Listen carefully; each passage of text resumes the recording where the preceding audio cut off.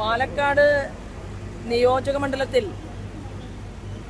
ഒരു മാങ്കൂട്ടമല്ല ഒരുപാട് മാങ്കൂട്ടങ്ങൾ ഉണ്ടായിരുന്നു എന്നതിന്റെ ഏറ്റവും അവസാനത്തെ തെളിവാണ് ഇന്ന് പുറത്തു വന്നിട്ടുള്ള റിപ്പോർട്ട്. പാലക്കാട് നിയോജക മണ്ഡലത്തിൽ ഇവിടെ വേദന അനുഭവിക്കുന്ന കണ്ണീർ ഒരു സ്ത്രീയുടെ വീഴ്ത്തിയിട്ടുണ്ടെങ്കിൽ അവനെ അകത്താക്കാൻ ഏതറ്റം വരെയും പോകാൻ ഞാൻ ഒരു സ്ഥാനാർത്ഥി എന്നുള്ള മാനദണ്ഡങ്ങളൊന്നും നോക്കാൻ പോകുന്നില്ല.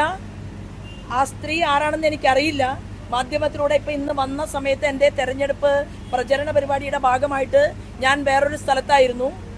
അടിയന്തരമായി ഈ തെറ്റ് ചെയ്ത വ്യക്തിയെ പോലീസ് കേസെടുത്ത് അറസ്റ്റ് ചെയ്തില്ലെങ്കിൽ ശ്രീമാൻ വി ഡി സതീശൻ രാഹുൽ മാങ്കൂട്ടത്തിലെ മടിയിലിരുത്തി പീഡനത്തിന് പ്രോത്സാഹിപ്പിച്ചതുപോലെ രക്ഷപ്പെടാൻ വേണ്ടി അവസാനം വരെ പരിശ്രമിച്ച് എന്നിട്ടൊടുവിൽ ഹരിചന്ദ്രനെ പോലെ അഭിനയിച്ച് ഞാൻ മാങ്കൂട്ടത്തിലെ കൂടെയല്ല എന്ന് പറഞ്ഞതുപോലെയാണ് കളിക്കാൻ തീരുമാനമെങ്കിൽ ഈ പാലക്കാട് നിയോജക മണ്ഡലത്തിൽ ഏതെങ്കിലും ഒരു പെൺകുട്ടിക്ക് മനസ്സ് നൊന്താൽ അവരോടൊപ്പം ഒരു സ്ഥാനാർത്ഥിയുടെ പരിവേഷമൊന്നും ഉണ്ടാകില്ല.